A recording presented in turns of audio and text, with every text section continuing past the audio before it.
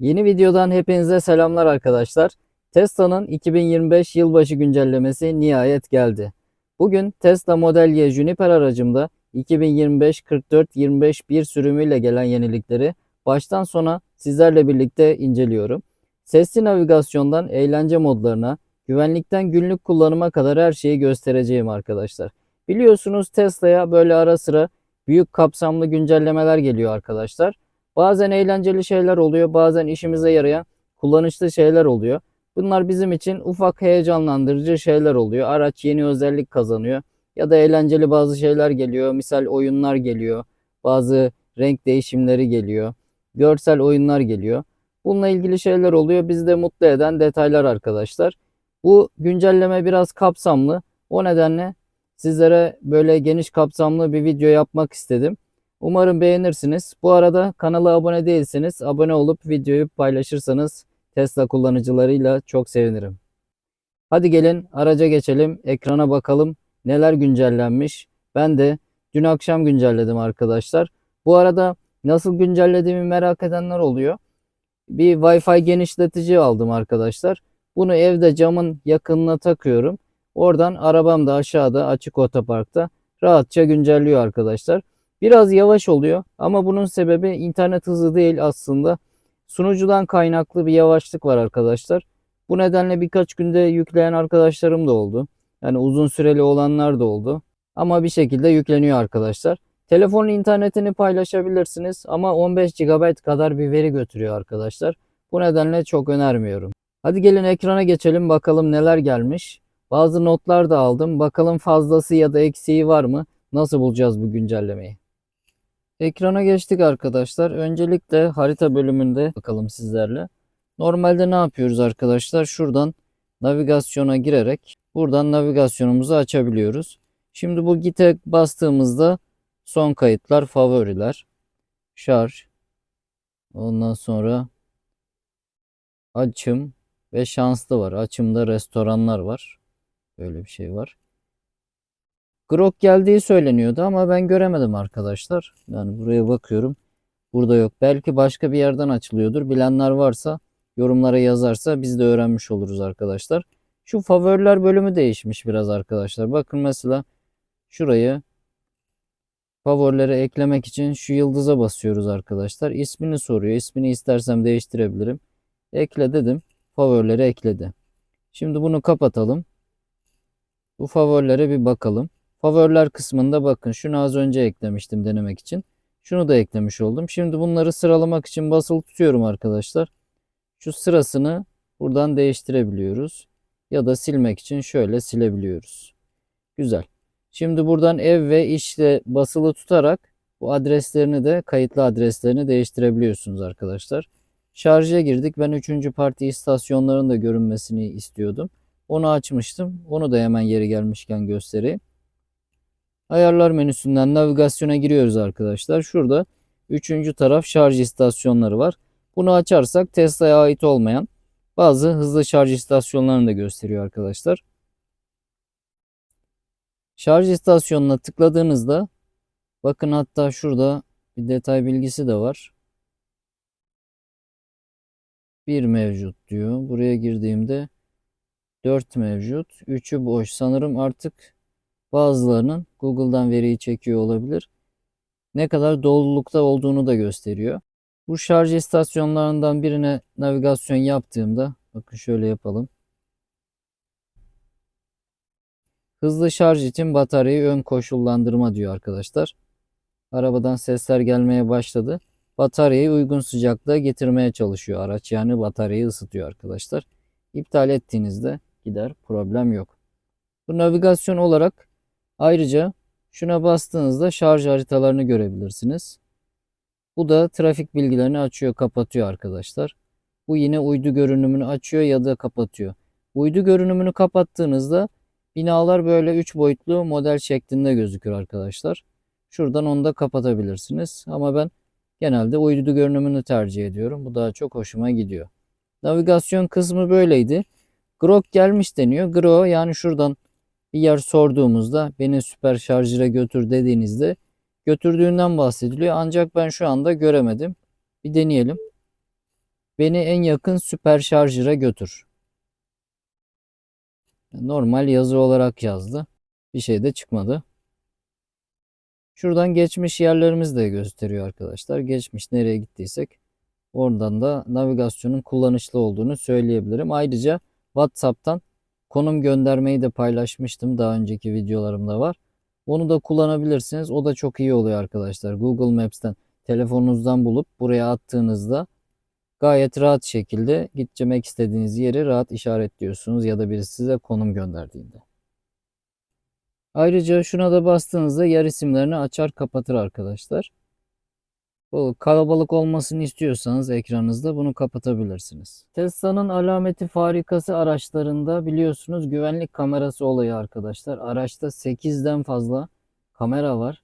Bunlar sürekli kayıt halinde. Yani bastığınızda USB'nin içerisine kaydediyor. Şimdi buna bir güncelleme geldi arkadaşlar. O anki hızınızı, direksiyon açınızı, ondan sonra sinyal verip vermediğinizi, fren ve gaza ne kadar basıp basmadığınızı gösteriyor. Bu gerçekten çok iyi oldu, eğlenceli oldu da ayrıca. Güvenlik açısından da iyi oldu. Kazalarda bunu da delil olarak kullanabiliriz. Bunun ücretsiz olarak sunulması müthiş bir şey. Gelin şimdi ona bakalım. Yol kamerasına girmek kolay arkadaşlar. Ben kısa yol olarak da tanımlamıştım. Ayrıca şunlara basılı tutarak kısa yollarınızı ekleyebilir ya da silebilirsiniz arkadaşlar. Girdik yol kamerasına. Yukarı bakar mısınız? Bakın hızı gösteriyor. Az önceki buraya park ederkenki girişim. Direksiyonu gösteriyor. Direksiyonu döndürdüğümü. Sinyal verdiysek bakın frene basmışım. Onu dahi gösteriyor. Saati. Konum bilgisini de zaten alıyor. Yani gayet iyi olmuş. Tekrar bakalım. Şöyle ızgaradan her tarafı da görebilirsiniz. Şu an fazla bir kayıtlı ekran görüntüsü yok aracımda. Bundan faydalanalım. Gayet iyi olmuş bu. Güzel bence. Güzel bir detay olmuş. Biliyorsunuz bunları mobil uygulamadan da görüntüleyebiliyoruz arkadaşlar. Telefonumuza kaydedebiliyoruz ya da USB'den bilgisayarımıza aktarabiliriz kolayca. Daha yüksek çözünürlüklü olarak. Köpek modu ile ilgili bir güncelleme gelmiş arkadaşlar. Bakalım şuradan bakabileceğiz mi? Klimayı açtım. Şuradan düşük güç modundaymışız. Onu önce kapatalım. Otomatiğe getirdim. Geldik klimamıza. Şuradan köpek modunu etkinleştirdik arkadaşlar. Köpek modu şu anda aktif. Ben araçtan ineyim bakalım nasıl olacak. Evet, sürücüm birazdan geri dönecek diyor. Endişelenmeyin, klima açık derecesinde gösteriyor. Köpek modu eskiden de olan bir özellikti. Şimdi uygulamada canlı olarak görebiliyorsunuz durumu, aracın sıcaklığını, iç ekran görüntüsünü, videosunu dahi izleyebilirsiniz, canlı videonuzu. Evcil hayvanınız varsa bu kullanışlı olabilir arkadaşlar. Şimdi yılbaşı güncellemesi olunca biliyorsunuz bir çeşit oyuncaklar da illaki oluyor. Şu Toybox'a girelim bakalım. Buna bakacağız biraz sonra. Şu Noel Baba moduna girelim bakalım. Neymiş? Bir yılbaşı şarkı söyleyin veya sadece ho ho deyin dedik. Çıktı animasyon. Klasik her zamanki şarkıyla. Her zamanki yılbaşı görseli biraz değişmiş arkadaşlar. Noel Baba yerine bakın Tesla bot var kafasında şapkayla. Şurada Model Y Juniper'ın ön farları gelmiş. Kardan adam gelmiş buraya. Görseller biraz değişmiş. Bir yılbaşı ağacı var. Kar yağıyor. Güzel bir görsel. Bakalım vitesi ileri alın.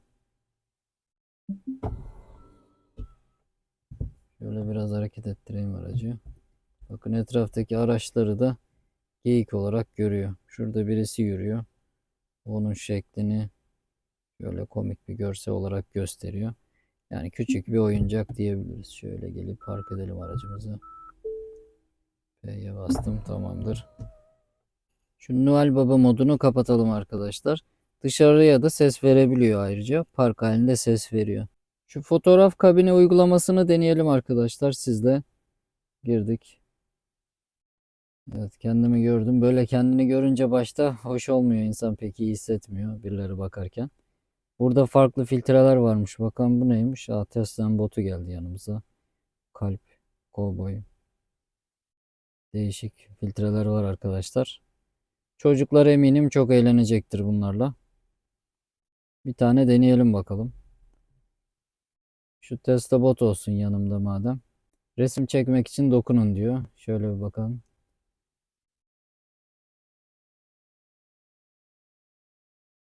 Evet, resmi çekti. Şimdi buna buradan bazı şeyler ekleyebiliyoruz sanırım. Bir gözlük ekleyelim. Şöyle. Başka ne varmış? Şapka var mı? Güzel şapkalar var. Şöyle bir Tesla şapkası seçeyim ben de kendime.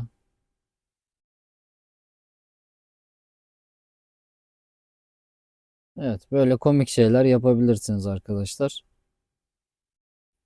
Bunu şuradan kaydedebiliyormuşuz. Kaydedelim bakalım, hatıra olsun. Çocukların eğleneceği şeyler arkadaşlar daha çok. Yine de özellik olarak ekstra sunulması güzel tabii. Şu boya atölyesi diye bir şey var. Buna girelim. Kaplama ekleyerek veya rengini değiştirerek aracın görünümünü özelleştirin diyor. Girdik. Ben şu rengi seçmiştim. Kaplama. Buradan farklı kaplamalar seçebiliyormuşuz. Şöyle mesela güzel olabilir. Aynı zamanda yükleyebilirsiniz de kendiniz. Ben internette gördüm, Fenerbahçe, Galatasaray işte takım renklerini, armalarını kaplayanlar da olmuş. İnternetten indirebiliyoruz arkadaşlar. Aslında ben de indirdim ama USB'ye atmayı unutmuşum. O nedenle atamadık. Şöyle girdik. Fena olmadı bence. Güzelmiş bu da. Girdiğimiz yer Toybox'tan boya atölyesiydi. Şu Tron modu daha önceden gelmişti. Buradan açtığınızda işte bu motoru, animasyonunu gösteriyor. Sesi vesaire değiştiriyor. Şu boya atölyesinde arkadaşlar kendiniz oluşturun kısmına giriyoruz. Burada custom wraps'ler de var. Buradan da indirilebiliyormuş. Template. Buradan template'ten kendimiz de oluşturabiliyormuşuz. İşte bol zamanı olanlar için, böyle şeyi sevenler için güzel detaylar. Ben çok uğraşmam açıkçası. Bilmem siz uğraşır mısınız? Ne dersiniz? Şimdi yeni bir oyun olduğu söyleniyor ve bir oyunun gittiği söyleniyor. Ona bakalım. SpaceX oyunu gelmiş arkadaşlar. Burada bir oyun vardı, ismi aklıma gelmiyor. O gitmiş arkadaşlar. SpaceX gelmiş. Bakalım neymiş?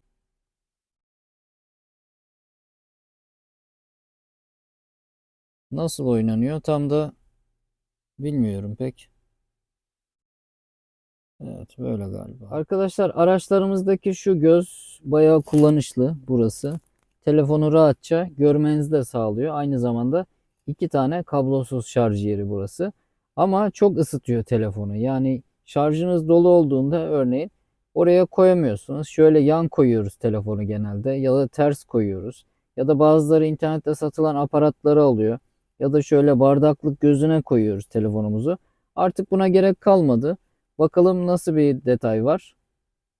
Ayarlarımıza giriyoruz arkadaşlar. Şu şarj kısmında kablosuz telefon şarj pedleri şu anda aktif. Kapattım. Artık telefonu koyduğumda buradan şarj etmeyecek arkadaşlar. Bence güzel olmuş. Çünkü zaten telefonumun şarjı genelde dolu oluyor. Buraya koyduğumda ekstra telefona yük biniyor. Isınıyor telefon gereksiz yere. Bu özellik bence güzel olmuş. İstediğiniz zaman açıp kapatma şansı var. Şimdi telefonu araçta bırakınca dışarı bir uyarı sesi verme özelliği gelmiş arkadaşlar. Bunu deneyeceğim ilk defa. Bakalım başarabileceğiz mi? Tablet de var yanımda. iPad var. Onunla çekeceğim videoyu. Bakalım nasıl olacak. Çözünürlük biraz bozabilir. Bir bakalım. Evet, telefonu bıraktım arabada. İniyorum. İndik. Evet. Ses seda yok şu an. Uzaklaşalım biraz. Hiç ses yok. Acaba bir modu mu açmamız gerekiyordu? Şöyle bir ayar varmış. Bunu açmak gerekiyor sanırım arkadaşlar. Geride bırakılan telefon sesi. Açtık. Şimdi deneyelim bakalım. Ha, deniyordu tekrar. Kapattık.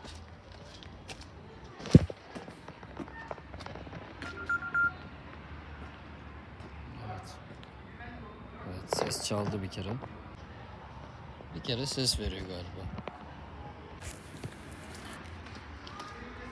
Tekrar veriyor mu bilmiyorum. Şu anda bu kadar deneyemedik. Bu ayar neredeymiş? Bir keşfedelim bakalım. Kilitler kısmına girdiğimde, evet, geride bırakılan telefon sesi. İnfosuna da bakalım. Telefon anahtarı kabin içindeyse veya uyumlu bir cihaz kablosuz şarjında bırakılmışsa kapılar kapandıktan birkaç saniye sonra sesli bir uyarı verecektir diyor. Evet, o uyarıyı duyduk az önce. Şöyle eller serbest bagaj da var arkadaşlar bu arada. Bunu bilmeyenler için şöyle bir göstereyim.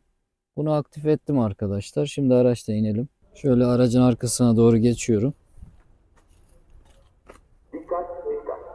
Bu bir denemedir. 3 kere Dikkat dikkat. ses yaptı. Ondan sonra açıldı.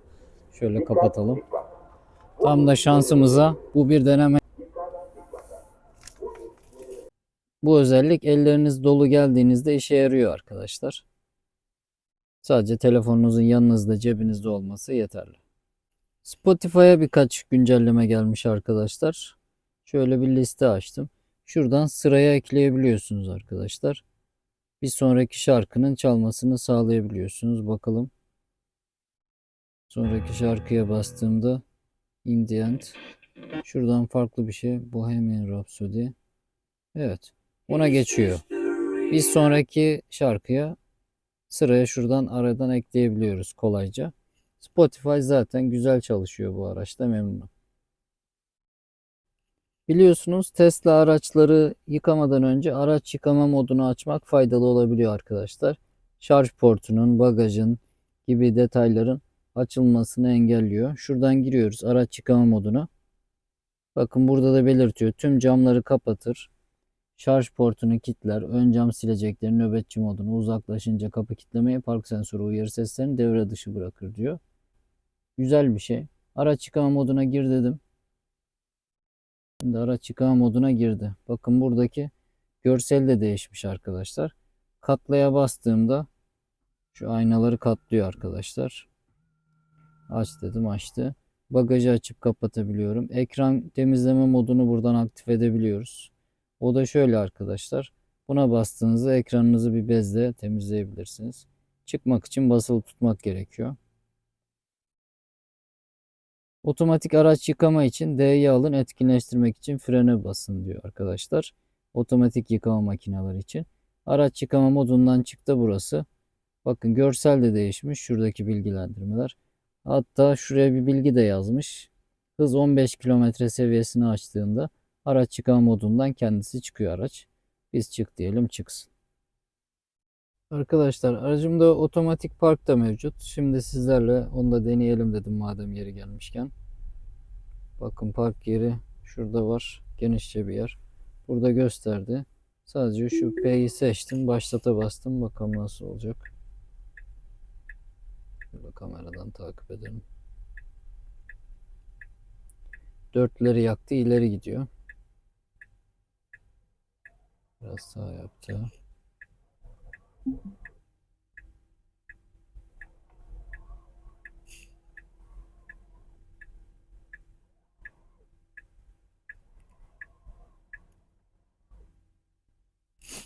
Paralel parkı yapıyor.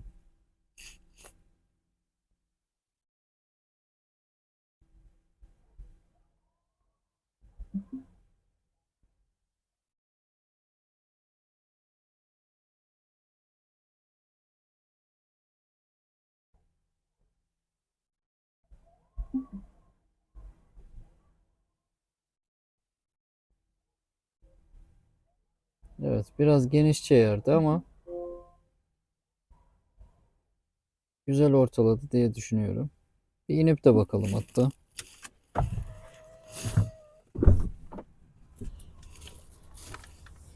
Bakın. Bence güzel. İyi yanaşmış. Yani geniş bir yerde ama daha dar yerlerde denedim. Fena değil arkadaşlar. Epey acemiler için en azından iş görebilir. Yılbaşı güncellemesi gene hatlarıyla bu şekildeydi arkadaşlar. Daha farklı bildiğiniz şeyler varsa yorumlara yazarsanız sevinirim. Sizler beğendiniz mi? Nasıl buldunuz arkadaşlar?